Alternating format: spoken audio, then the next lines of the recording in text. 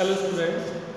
तो देखिए, मैंने पिछले वीडियो में आपको बताया था कि अकाउंटिंग इक्वेशन जो है जो क्वेश्चन अपन चला रहे थे उसी को मैं आगे कंटिन्यू कर रहा हूँ। और इस बार मैंने आपको जो है डिस्क्रिप्शन वाला जो बॉक्स है, एरो बना हुआ है जो इस तरह का जो आप यूज़ करते हैं, तो पता ही होगा आपको टॉपिक के पास।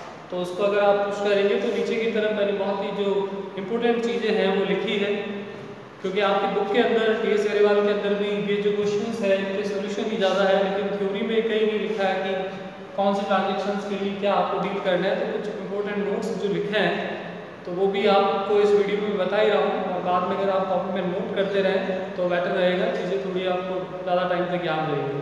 और जो चीज़ें आपको उसमें बताया है मैंने अभी डिस्क्रिप्शन में आपको जो लिखा है लास्ट वीडियो में मैंने डाला है, तो वो डिस्क्रिप्शन वाली चीज़ें जो है वो ना सिर्फ इस लेसन में बल्कि आगे डेबिट क्रेडिट के रूल्स वाले टॉपिक के बाद जो जनरल एंट्रीज आएगी तो वहाँ पर भी आपको जो है उसमें वो काम आएंगे। तो मैं उसी को आगे बढ़ा रहा हूँ। कुछ ट्रांजेक्शन्स अपन ले रहे हैं, जैसे अगला ट्रांजेक्शन इसके अंदर है आपके कि कमीशन रिसीव हुआ है आपको 1000 रुपीज़। तो कमीशन जो होती है वो बिजनेस के लिए क्या रहती है, इनकम रहती है, और इनकम जो होती है वो ऑलवेज किस में रहती है, कैश में। तो एक चीज़ आप ध्यान रखिएगा कि जो आपके एक्सपेंसेस है और आपकी जो इनकम है वो ऑलवेज दोनों किस में होती है, कैश में।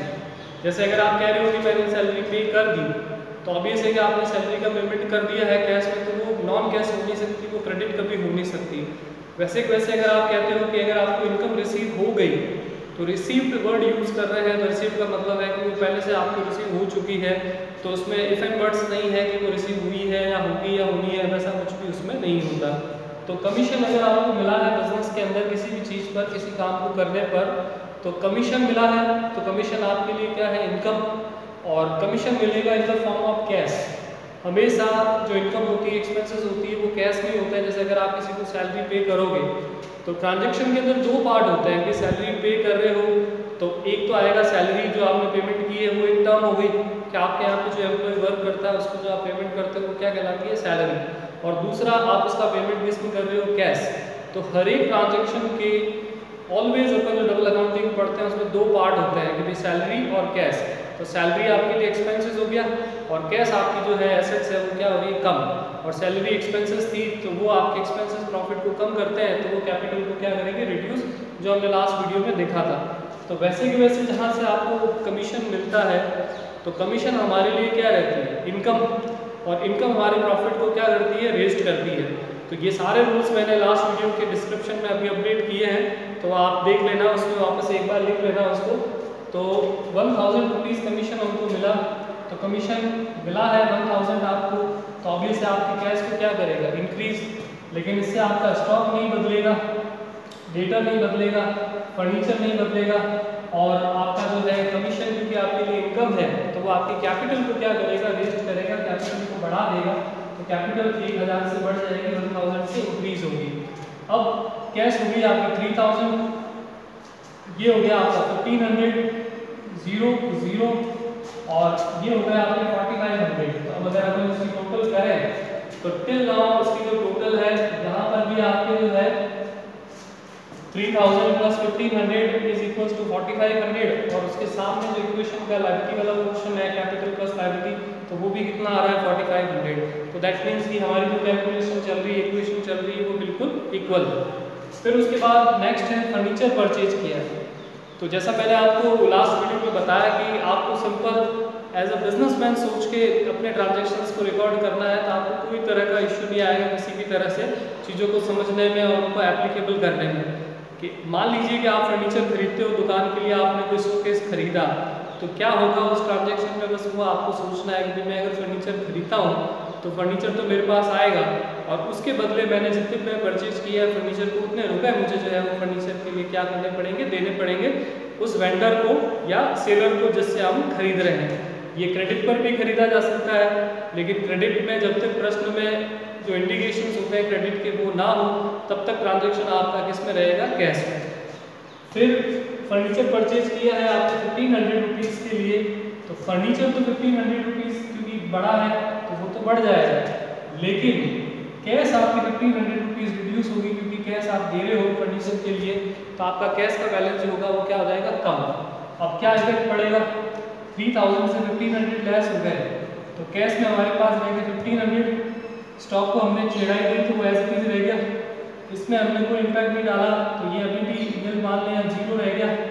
1500 रुपीज़ का फर्नीचर हमारे पास बढ़ा, और कोइंसिडेंटली अभी भी आपकी ये साइड इस ट्रांजेक्शन से भी इम्पैक्ट हुई नहीं, तो ये आपके अभी भी 45 है।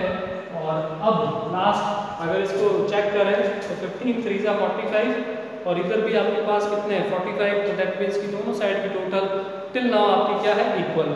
अगला ट्रांजेक्शन जिसमें मैंने आपको कुछ नई टर्म समझाई है, नई चीज़ सिखाई है कि गुड्स परचेज फ्रॉम राम, कि आपने राम से गुड्स को परचेज किया। तो मैंने जो नोट्स आपको पिछले वीडियो में डिस्क्रिप्शन में अपडेट किए उसमें लिखा है कि कभी भी कोई भी ट्रांजैक्शन में अगर किसी पर्सन का नाम हो परचेज करते समय या सेल्स करते समय, तो इसका मतलब कि वो ट्रांजैक्शन आपका जो है वो क्या हुआ, क्रेडिट हुआ, यानी कि उधार में आपने वो गुड्स परचेज या सेल्स किया। तो अगर खाली गुड्स सोल्ड लिखा हो, खाली गुड्स परचेज लिखा हो, या फॉर कैश दोनों के साथ लिखा हो, तो इसका मतलब तो वो कैश ट्रांजैक्शन है। लेकिन goods purchase from Ram, goods sold to Shyam, तो इसका मतलब कि वो ट्रांजैक्शन आपका जो है वो कैसा हो गया, क्रेडिट। जैसे मान लीजिए कि अगर आप अपने आसपास गली में जाकर कोई सामान खरीदते हैं और आप इमीडिएटली उसको पैसा दे देते हैं, तो आई डोंट थिंक कि वो आपसे पूछेगा कोई आप कौन है, आपका क्या नाम है, उसको आपसे कोई लेना देना नहीं। लेकिन अगर आप ऐसा करो कि वहाँ जाकर तो सामान ले 100 रुपीज़ का और उसको कह दो कि मैं पैसे बाद में दूंगा, तो वो आपके नाम में क्या, वो पूरे आपके बायोडेटा में इन्वेस्टेड रहेगा कि भाई आपका नाम क्या है, आप कहाँ रहते हो, वो सारा नाम एड्रेस वेड्रेस लिखेगा, एंड देन उसके बाद वो पहचान निकालने के बाद आपको गुड्स जो है वो उधार में देगा। तो दैट मीन्स कि जिस पर्सन के साथ हमारा कोई क्रेडिट ट्रांजैक्शन होता है तो हमको उसका पूरा रिकॉर्ड जो है वो अपने पास रखना पड़ता है, हम ऐसे किसी को उधार नहीं देते। तो अगर हम क्रेडिट में परचेज करें, क्रेडिट में सेल्स करें, तो हमेशा हमको उस व्यक्ति के साथ रिकॉर्ड में जो है रखकर उसके डील को जो है ध्यान में रखना पड़ता है। तो ये ध्यान रखिएगा। तो जिनसे हम परचेज करते हैं क्रेडिट पर, उसका नाम आप लोगों को में भी पता होगा, जो आपको थ्योरी में मैंने समझाया था फर्स्ट लेसन में, और बार बार मैं कह रहा हूँ कि जो चीज़ें पहले आई हैं वो टर्म्स जिसको 3-4 दिन में मैंने थोड़ा थोड़ा करके पूरा इसीलिए किया कि आप उन वर्ड्स को अच्छे से सीख पाए। और अभी भी अगर कुछ डाउट हो तो आप वीडियोस को वापस देखिए, सारे टर्म्स को वापस देखिए, ये बहुत ही हेल्पफुल होगा आपके आगे जो लेसन है उसमें। तो जिनसे हम गुड्स परचेज करते हैं क्रेडिट पर, उसको अपन क्या बोलते हैं, क्रेडिटर। और क्रेडिटर किस तरह की लायबिलिटी रहती है, आउटसाइड लायबिलिटी। तो ये सारी चीज़ें मतलब इस तरह से आपको एक दूसरे से कनेक्ट करते हुए जाना है। तो अगर हम गुड्स परचेज कर रहे हैं इससे कि गुड्स परचेज किया है राम से, तो राम वो पर्सन है जिनसे हमने गुड्स परचेज किया, तो वो हमारे लिए क्या हुआ, क्रेडिटर। और क्रेडिटर क्या होती है, हमारी लायबिलिटी।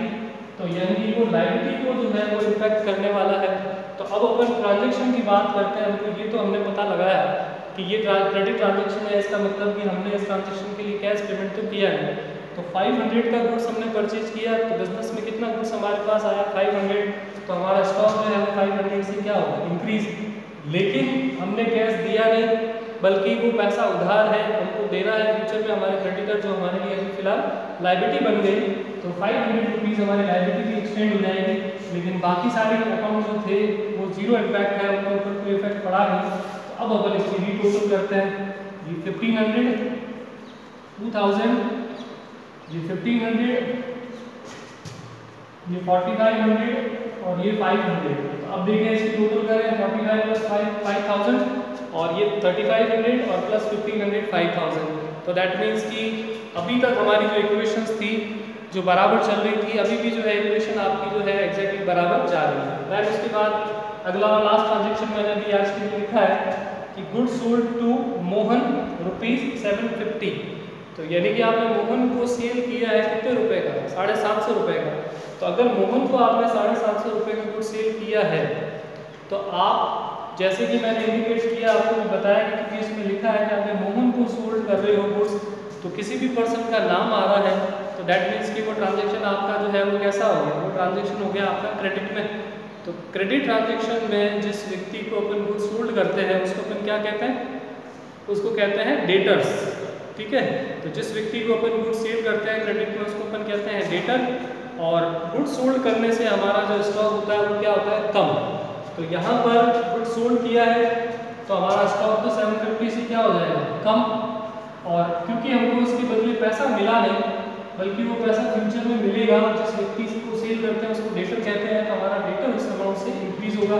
इस पे नील इफेक्ट, इस पे नील इफेक्ट, इस पे आपका नील इफेक्ट और इसके ऊपर भी आपका नील इफेक्ट। अब यहाँ पर 1500 ये हो गए, 750 माइनस ये 1250 ये हो गए, 750 और 1500 इक्वल्स टू 4500 और प्लस 500। तो दैट मीन्स कि इधर की जोड़ तो आपकी 5000 है ही है, उसमें कोई इफेक्ट नहीं पड़ा। इन दोनों की जोड़ 2000 और इन दोनों की जोड़ 3, तो 3 और 2 वापस कितने हो गए 5000। तो ये दोनों मतलब आपके जो ट्रांजेक्शन्स थे, इन दोनों में मैंने आपको नई चीज़ बताई कि अगर किसी पर्सन का नाम लिखा हो किसी ट्रांजेक्शन्स के ऊपर, तो इसका मतलब कि वो ट्रांजेक्शन आपका क्रेडिट है, और क्रेडिट ट्रांजेक्शन का ये इफेक्ट जो है वो होता है। और मैंने आपको पिछले वीडियो के डिस्क्रिप्शन में इनके सारे वर्ड टू वर्ड ये लिखे भी हैं कि किस तरह से ये इफेक्ट करता है। अभी इसके अंदर जो है कभी कभी इस तरह का ट्रांजेक्शन्स भी होते हैं कि जैसे मान लीजिए 10,000 का गुड्स था और आपने उसको 12,000 में सेल किया, तो वो भी मैंने उसमें लिखा है, लेकिन उसको प्रैक्टिकली मैं आपको अगले वीडियो में क्वेश्चन करके पूरा मुझे चलो बोर्ड पूरा रिमूव करके वापस लिखना पड़ता है। तो इसीलिए मुझे नेक्स्ट वीडियो के अंदर मैं आपको ये सारे जो और डिफरेंट टाइप के जो एग्जांपल्स हैं वो बता दूंगा, जिसके बाद आई थिंक सो कि जितने भी क्वेश्चंस हैं इसके इक्वेशंस के वो अपन आराम से कर सकते हैं। तो नेक्स्ट वीडियो जो है नेक्स्ट मैं बनाऊंगा, उसके अंदर आपको कुछ और डिफरेंट एडजस्टमेंट, और अभी वाले वीडियो के अंदर मैं डिस्क्रिप्शन में वो और एडजस्टमेंट्स भी आपको इसमें शामिल कर दूंगा। Thank you.